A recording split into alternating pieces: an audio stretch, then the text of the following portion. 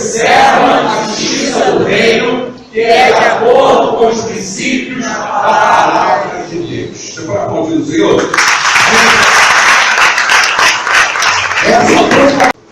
Então, durante o mês de janeiro, uma vez ou outra, faça essa proclamação com autoridade. Quando chegar o mês de fevereiro, faça a proclamação de fevereiro com autoridade. Porque isso é você fazer uma proclamação profética, chamando a existência sobre a sua vida, principalmente nós que estamos debaixo dessa palavra profética que Deus nos deu, que 2016 é tempo de viver o reino. Evangelho de Mateus, capítulo 25. Nós vamos ler a partir do versículo 14. Evangelho de Mateus, capítulo 25, a partir do versículo 14. Você que achou, diga graças a Deus. Graças a Deus. Se você não achou, diga assim, misericórdia. Olha, é possível, então vamos lá. Mateus 25, a partir do 14, diz assim: porque é assim como um homem que, ausentando-se do país, chamou os seus servos e lhes entregou os seus bens. A um deu 5 talentos, a outros 2 e a outro 1, a cada um segundo a sua capacidade, e seguiu viagem. O que recebera 5 talentos foi imediatamente negociar com eles e ganhou outros 5. Da mesma sorte, o que recebera 2 ganhou outros 2. Mas o que recebera 1 foi e cavou na terra e escondeu o dinheiro do seu senhor. Ora, depois de muito tempo veio o senhor daqueles servos e fez contas com eles. Então, chegando o que recebera 5 talentos, apresentou-lhe outros 5 talentos, dizendo: Senhor, entregaste-me 5 talentos, eis que aqui outros 5 que ganhei. Disse-lhe o seu senhor: muito bem. O que o senhor disse? Muito bem. Servo bom e fiel. Sobre o pouco foste fiel, sobre muito te colocarei. Entra no gozo do teu senhor. Chegando também o que recebera 2 talentos, disse: Senhor, entregaste-me 2 talentos. Eis aqui outros 2 que ganhei. Disse-lhe o seu senhor: muito bem, servo bom e fiel. Sobre o pouco foste fiel, sobre muito te colocarei. Entra no gozo do teu senhor. Chegando por fim o que recebera 1 talento, disse: Senhor, eu te conhecia, que és um homem duro, que ceifas onde não semeaste, e recolheste onde não joelhaste, onde não plantaste. E atemorizado fui esconder na terra o teu talento. Eis aqui, tens o que é teu. Ao que lhe respondeu o Senhor: servo mau. Servo o quê? Servo mau e preguiçoso. Fala, mau e preguiçoso. Sabias que ceifo onde não semeei e recolho onde não plantei? Devias então entregar o meu dinheiro aos banqueiros, que vindo eu teria recebido com juros. Tirai-lhe, pois, o talento e dai ao que tem os 10. Porque a todo o que tem, dar-se-lhe-á, e terá em abundância. Mas o que não tem, até aquilo que tem, se-lhe-á tirado. E lançai o servo inútil nas trevas exteriores. Ali haverá choro e ranger de dentes. Diga assim: misericórdia. Pergunta para a pessoa que está do teu lado: o que você está fazendo com os teus talentos? O que você está fazendo com os teus talentos? Queridos, nós estamos falando sobre, hoje, o terceiro ponto, daqueles 12 princípios para a gente viver o reino. O terceiro ponto é ser justo. É o que nós estamos falando hoje sobre ser justo. Ser justo é uma das características que eu preciso desenvolver no meu caráter, na minha vida, para que eu possa viver o reino de Deus. Agora, segundo a própria proclamação do mês de março, olha que coisa interessante. Observo a justiça do reino, que é de acordo com os princípios da palavra de Deus.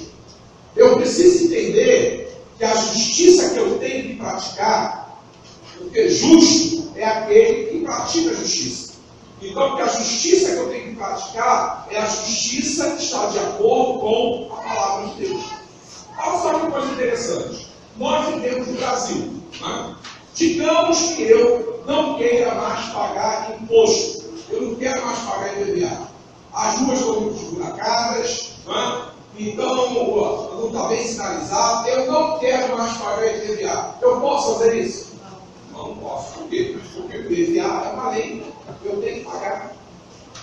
Né? Nós vivemos num país que é a República Democrática. Né? No Brasil é uma democracia. Como é que as leis foram feitas? Foram feitas através dos deputados, dos senadores, né? Aprovado pelo Executivo. Depois que se transformou em lei, eu não posso dizer que eu quero obedecer.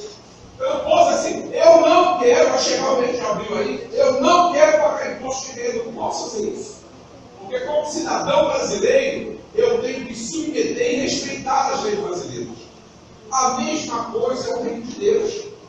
Eu já ensinei para vocês que o reino de Deus tem governo. E se o reino de Deus tem governo, tem princípios, tem normas. E quando é que eu sou justo? Quando eu estou observando as normas e os princípios, quando eu estou observando a constituição desse reino. Qual é a constituição do reino de Deus? A Bíblia Sagrada. Observo a justiça do reino, que é de acordo com os princípios da palavra de Deus. Então, ou seja, eu tenho que praticar a minha justiça de acordo com os ensinamentos da palavra. Eu tenho que conhecer a palavra de Deus, eu tenho que conhecer a constituição do reino, que é a palavra de Deus, para que eu possa ser justo, para que eu possa, nos meus relacionamentos, tratar as pessoas, para que eu possa me comportar neste mundo exatamente como a palavra, como a constituição do reino ordena. Só que uma coisa que eu acho interessante é o seguinte: as pessoas, elas se submetem às leis, né? Da nação brasileira, do estado do Rio de Janeiro, do país onde se submetem, mas existe muita gente que diz assim: eu não concordo com a Bíblia nesse ponto. Eu não concordo. Mas conversando com uma pessoa, eu falei: não, Jorge, eu acho que é interessante a Bíblia, mas nesse ponto eu não concordo. Como se concordar ou não fosse um direito nosso. Então é importante que você entenda: eu não tenho o direito de discordar da Bíblia, assim como eu não tenho o direito de não praticar as leis do meu país. Está dando para entender assim ou não? Eu tenho que praticar as leis do meu país. Elas foram feitas de maneira democrática, lá de acordo com o regime político da nossa nação. A mesma coisa é a palavra de Deus. O regime político, né, do reino de Deus é teocracia. Então foi Deus que escreveu a sua palavra. Né? Deus utilizou aproximadamente 40 homens para escrever o Antigo e o Novo Testamento. Então Deus usou pessoas, mas as pessoas foram simplesmente um canal, foram usadas por Ele para escrever a palavra de Deus.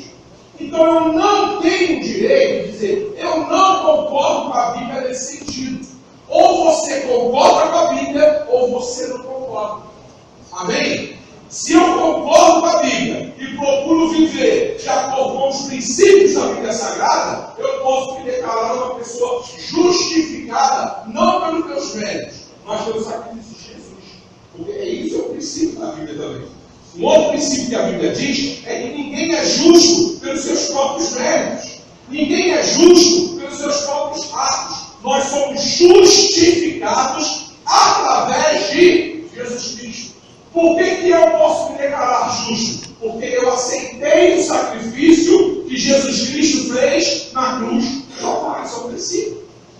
A Bíblia me dá isso. Isso vai estar na Constituição, na palavra de Deus. O que nós precisamos entender é que a Bíblia é a palavra de Deus. Precisamos entender que aqui estão as normas, os princípios, aqui estão exatamente os dogmas, as verdades que nós temos que conhecer e praticar sem ter o direito de discordar. As pessoas não podem chegar para o juiz e falar assim: eu não aceito ser preso.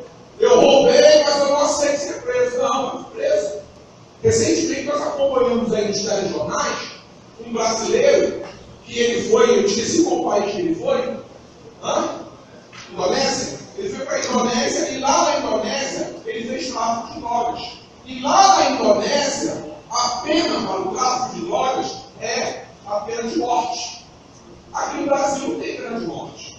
Mas lá na Indonésia, né, onde ele estava, e se ele foi para a Indonésia, ele estava submetido às leis daquele país. Quando ele foi para a Indonésia, ele ali fez o tráfico de drogas. O que aconteceu? Foi condenado à pena de morte.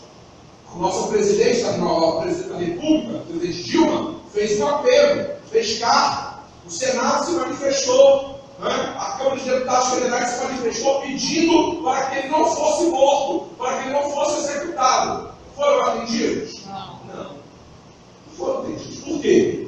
Esse rapaz que morreu, ele não tinha chegado no tribunal e falado: eu não aceito morrer, eu não aceito pena de morte, porque eu sou brasileiro, e lá no Brasil, né, tráfico de drogas não é pena de morte, não existe pena de morte. Não.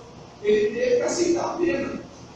Nós não temos o direito de discordar de leis que estão estabelecidas, gente. Não temos. Se eu vou para os Estados Unidos da América, eu tenho que respeitar as leis lá. Minha filha, quando foi para o Canadá, voltou falando para mim: pai, as pessoas fumam maconha livremente na praça. Por quê? Porque a maconha lá no Canadá, ela é liberada. Agora, se vir um canadense aqui no Brasil, senta naquela praça e pega um cigarro de maconha para fumar, ele vai preso. Você está dando para entender? Eu não posso, eu não tenho o direito de discordar daquilo que é lei. Então as pessoas sabem disso. Mas quando a coisa se toca com a palavra de Deus, as pessoas querem ter o direito de discordar.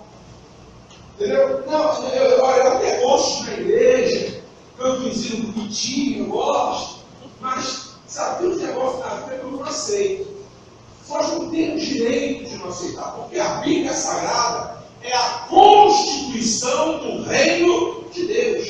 Assim como nós não temos o direito de não praticar as leis, não querer, se submeter às leis que estão vigentes no nosso país, nós também não temos o direito de discordar das leis que já foram proclamadas pelo próprio Deus através da sua palavra.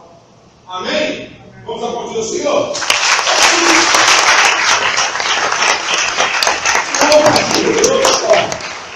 Esse negócio que a Bíblia diz, sexo só depois do casamento, a gente vive num mundo que não dá mais para aguentar isso.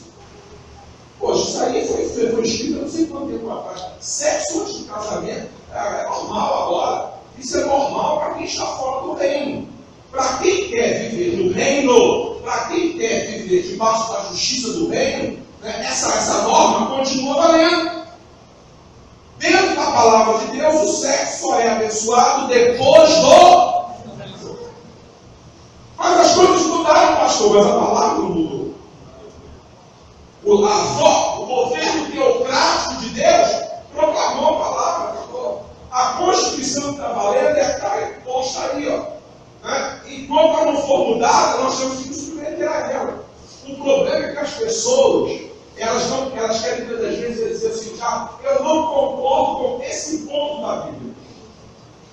Eu não concordo com essa colocação. Isso aqui eu não concordo. Tem pessoas que querem, até para justificar os seus atos, querem pegar alguns pontos da Bíblia e dizer: com esse ponto aqui eu não concordo. Como se tivesse o direito de fazer isso. Mas nós não temos esse direito. Amém? A Bíblia Sagrada é a palavra de Deus, são as normas, é a constituição do reino de Deus para quem quer viver no reino. Quantos querem viver no reino aqui? Aleluia, vamos aplaudir o Senhor.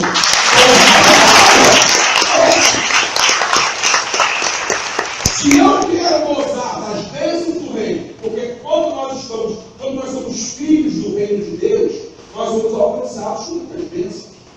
Quando nós somos cidadãos do reino de Deus, nós somos alcançados com muitos benefícios.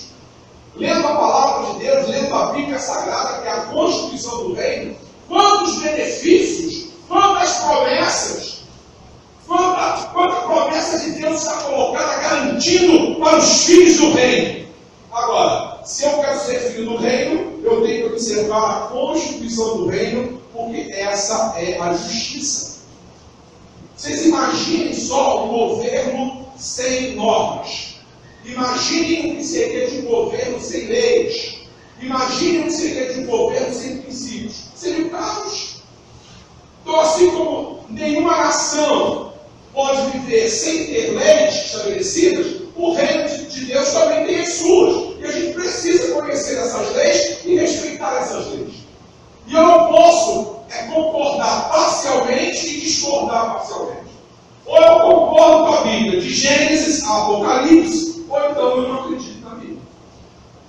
É tudo ou nada, é exatamente assim. E aí, o que isso que eu estou falando para vocês tem a ver com o texto que nós estamos lendo? Porque nós estamos afirmando na nossa proclamação que a justiça do reino ela é de acordo com os princípios de Deus. Amém? A justiça do reino é de acordo com os princípios de Deus. Tem coisa que você faz com as pessoas, tem coisa que você faz com um amigo seu, que não é crime nenhum na lei dos homens, mas para Deus é pecado. Para Deus é pecado. Quando você usa de falsidade, quando você usa de traição, quando você usa de inveja, ser invejoso é crime? Trair um amigo é crime? Não. Ser falso com uma pessoa é crime? Não. Na nossa lei humana não é. Mas, se nós queremos ser cidadãos do reino, se nós queremos abrir o peito e dizer que Jesus Cristo é o nosso Senhor, eu não posso ser falso com uma pessoa. Eu não posso usar de traição com ninguém. Porque a Constituição do reino diz o seguinte: assim como você quer que os homens nos façam, faça você primeiro aos homens. Tem muita gente aí reclamando da forma que está sendo tratado. Você já procurou observar como você trata as pessoas? Porque a Bíblia diz isso. Do jeito que você quer que os homens nos façam, primeiro faça você aos homens. Então tem gente que reclama. Porque fulano só me trata com estupidez. Porque as pessoas só me tratam com estupidez, com indiferença. Estão sempre me deixando de lado. Você já parou para pensar se não é isso que você está sentindo? Se é essa forma que você também está lidando com as pessoas? Porque se tem uma coisa que a palavra do reino nos ensina, que a Constituição do reino nos ensina, é que tudo que nós plantamos, nós vamos colher. Se você planta discórdia, se você planta fofoca, se você planta confusão, você vai colher isso. Isso vai voltar para você, você vai bater na sua porta. Se você é uma pessoa que tem plantado discórdia, confusão, inimizade, a qualquer momento espere que esse retorno virá para a sua vida. Porque a Bíblia Sagrada diz que no reino de Deus é assim. Tudo que você planta, você vai colher. É assim. E aí, o que acontece? Tem muitas coisas que eu faço. Mas isso não é crime. Falar mal da pessoa não é crime. Ser falso, trair, isso não é crime. Não é crime na lei dos homens. Mas segundo a palavra de Deus, você está pecando. E pecado é crime. Pecado é um crime que você está cometendo dentro do reino de Deus. E se você não se consertar, você vai ser julgado por causa disso. Você vai ser julgado pelas suas traições. Você vai ser julgado pelas suas falsidades. Você vai ser julgado pelas suas mentiras. Porque mentir na lei dos homens não dá cadeia. Mas na lei de Deus dá. Na lei de Deus, a Bíblia diz que o pai da mentira é o diabo. Se você não se arrepender das suas mentiras, você vai acabar respondendo por elas. Eu trouxe aqui uma ilustração para vocês, uma parábola contada pelo próprio Jesus, que muita gente, quando vê isso aqui, se apavora. O que esse homem fez para ir para o inferno? O que esse homem fez para ir para o inferno? Qual foi o crime, segundo a lei dos homens, que ele cometeu? Resumindo a história. A palavra diz que um certo proprietário, um certo negociante, foi viajar, pegou 5 talentos. Estou deixando 5 talentos aqui contigo. Pegou 2 talentos, deixou ali para o outro. Pegou 1 talento, deixou para o outro. Quando ele voltou, ele pediu contas daquilo que ele tinha deixado. Aquilo que ele deu, ele pediu contas. Quando chegou para o que tinha 5, chegou para ele e disse: Senhor, tu deixaste 5 talentos comigo. Eu granjeei, eu trabalhei, estou te apresentando mais 5. Então tem um total de 10.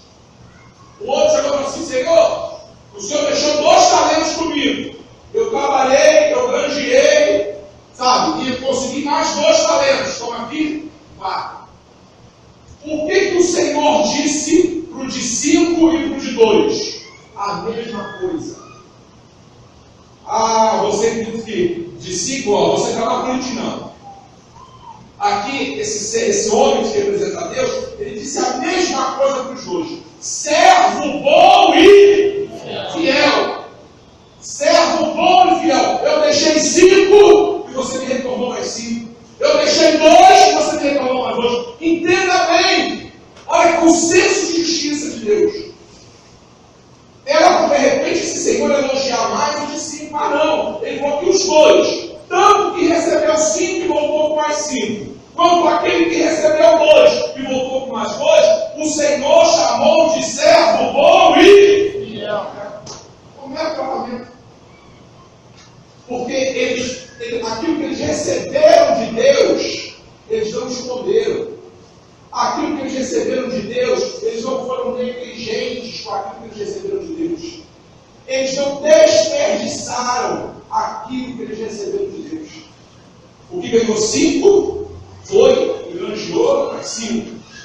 O que 2 foi lá e granjeou. Eles não desperdiçaram. Mas eu pergunto para vocês agora: qual foi o crime? Qual foi o crime, segundo a lei dos homens, que esse que ganhou 1 cometeu? Qual foi? Nenhum. Se ele me deu 1, eu tenho que devolver o quê? Na lei dos homens é assim: você deixou um carro guardado comigo na minha garagem e foi viajar. Quando você voltar de viagem, quantos carros eu tenho que te dar? 1. Lógico. Jorge, deixa eu guardar um carro nessa garagem para eu viajar? Pode deixar. Quando você voltar, eu vou te entregar a chave do quê? Do carro. Não tem nenhum. Está aqui, ó. Você deixou 1 talento comigo. Como eu sei que você é bravo, o que eu fiz? Cavei a terra, guardei o talento na terra para ninguém roubar. Ele, inclusive, foi cuidadoso. Foi. Mas foi preguiçoso. Ele teve cuidado com o talento que ele recebeu. Ele pegou aquele talento, ele cavou, ele guardou na terra para que ninguém pegasse, para que ninguém roubasse. Ele foi cuidadoso com o talento daquele homem que foi viajar e que deixou com ele. Mas o Senhor chamou ele de servo mau e preguiçoso. Porque sabe o que aconteceu? Ele pegou aquele único talento que o Senhor tinha deixado com ele e devolveu. Está aqui, ó. Você deixou um talento comigo, um talento de volta. Aí ele recebeu um julgamento. Mas o julgamento que ele recebeu não foi de acordo com a lei dos homens. O julgamento que ele recebeu foi de acordo com a lei de Deus, com os princípios da lei de Deus. E aí qual foi o julgamento que ele recebeu? Servo mau e preguiçoso. Eu te dei 1 talento. Você desperdiçou o talento que eu te dei. Por que você não pegou esse talento e pelo menos aplicou no banco? Para que quando eu voltasse, tivesse um juros a mais. Mas você foi tão preguiçoso que você desperdiçou o que eu te dei. Você desperdiçou uma oportunidade que eu te dei. Você não procurou multiplicar, você não procurou ganhar outros, você não procurou multiplicar. Você pegou o que eu te dei e enterrou no terreno. Certo mal. Sabe o que vai acontecer contigo? Fala para mim só que coisa injusta no versículo. O que está escrito lá?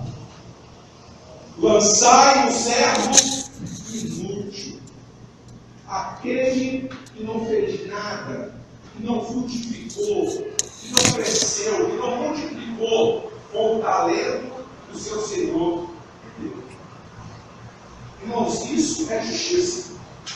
Para nós, isso pode parecer um absurdo. Mas, pastor, por que foi feito isso com esse homem? Ele devolveu o talento que ele recebeu. Mas, nos princípios da palavra de Deus, aquilo que eu recebo, eu tenho que, quando retornar, eu tenho que retornar multiplicado. Deus te deu uma oportunidade de viver. O que você está fazendo com a sua vida? O que você tem feito com a sua vida? Quantas pessoas você tem abençoado com a sua vida? Quantas pessoas você tem ajudado com a sua vida? O que você tem feito na sua vida? Você que já entregou a sua vida para Jesus, quantas pessoas você já ganhou para Jesus? Para quantas pessoas você já foi falar do amor de Deus? O que você está fazendo com aquilo que Deus te deu? Você está guardando para quando você estiver com Ele? Porque, ó, tem uma notícia para te dar. Todo olho o verá e todo joelho se dobrará diante dele. Todo. Ah, mas eu não acredito, eu sou ateu. Não adianta. Não adianta. Pode ser ateu, o que for. Esse encontro com Deus está marcado na agenda. É a única coisa certa na vida de todos nós. É o encontro que nós vamos ter com Deus.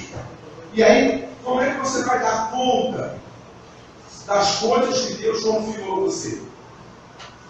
O que você tem feito na sua vida? O que de proveito tem sido acontecendo através de você? Quantas pessoas têm sido abençoadas? Quantas pessoas têm sido ajudadas através da sua vida?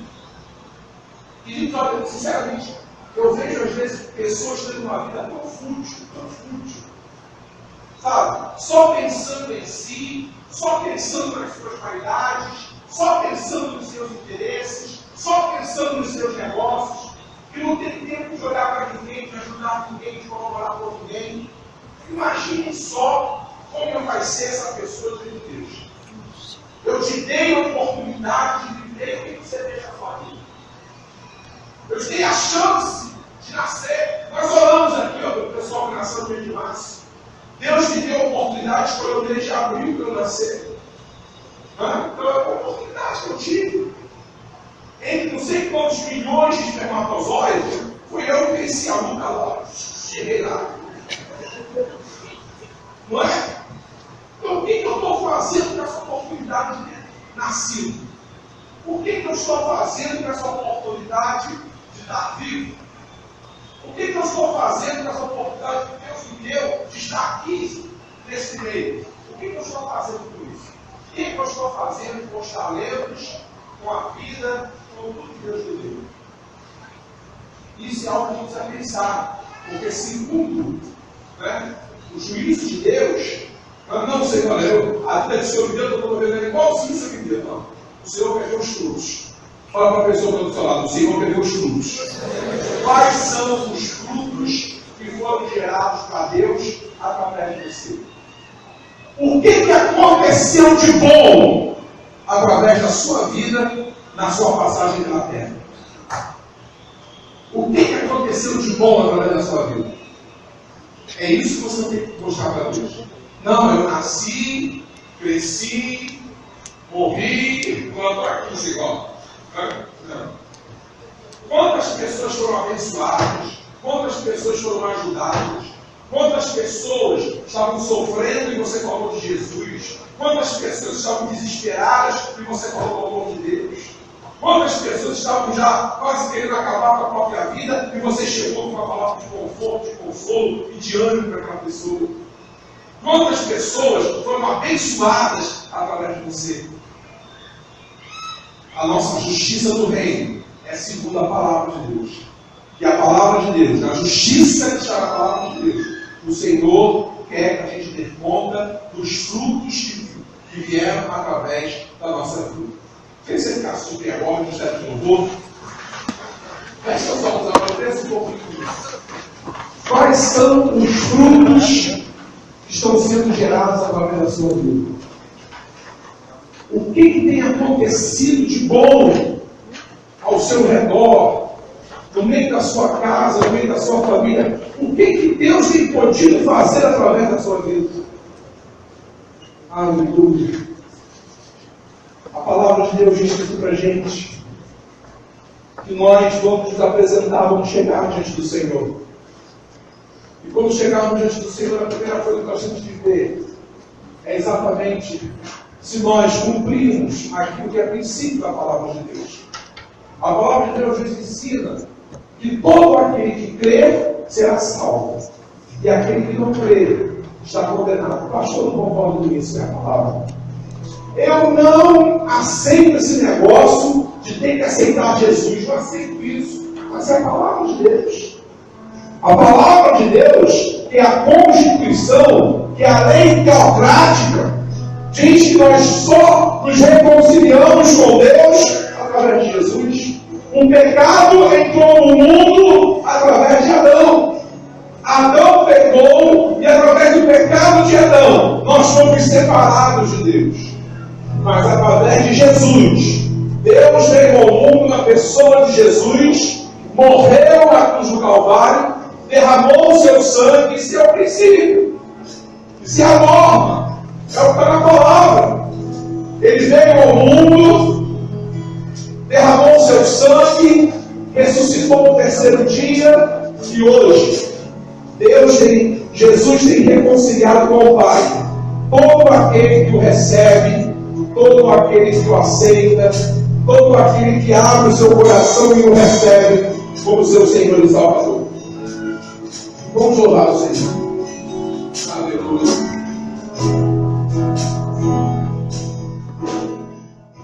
Coloque o seu irmão no centro do seu peito. E eu convido você a orar comigo nesse momento. Pai querido, Deus de amor, eu coloco a minha vida diante de Ti mais uma vez, Senhor, no Teu altar. Pai, eu te peço, me ajuda a ter uma vida frutífera. Eu não quero, Senhor, desperdiçar a minha vida. Eu não quero desperdiçar, Senhor, o talento da vida que Tu me deste, Senhor. Mas eu quero usar a minha vida no Teu Evangelho. Eu quero usar a minha vida no Teu reino. Quando eu me encontrar contigo, eu quero apresentar os frutos que foram conquistados através da minha vida. Por isso, Senhor, nesta noite, eu te peço, me dá sabedoria, derrama uma unção de sabedoria sobre a minha vida, para que eu não viva inutilmente, para que eu não seja chamado de servo inútil quando estiver diante de Ti, mas que eu possa apresentar os frutos que foram feitos, que foram gerados através da minha vida. Oh, Pai Santo, a Tua palavra nos diz que nós somente nos reconciliamos contigo através de Jesus. E é preciso que eu abra o meu coração e que eu receba a Jesus como meu Senhor e Salvador, que eu deixe Jesus fazer morada dentro de mim, para que eu possa me reconciliar contigo. O pecado me afastou de Ti, o pecado me afastou da Tua presença, mas nesta noite eu recebo Jesus dentro do meu coração. Eu recebo Jesus para que Ele faça morada em mim e me ensine a viver uma vida sábia, uma vida que venha dar frutos para o Teu reino, Pai. Eu recebo Jesus no meu coração, eu recebo Jesus na minha vida.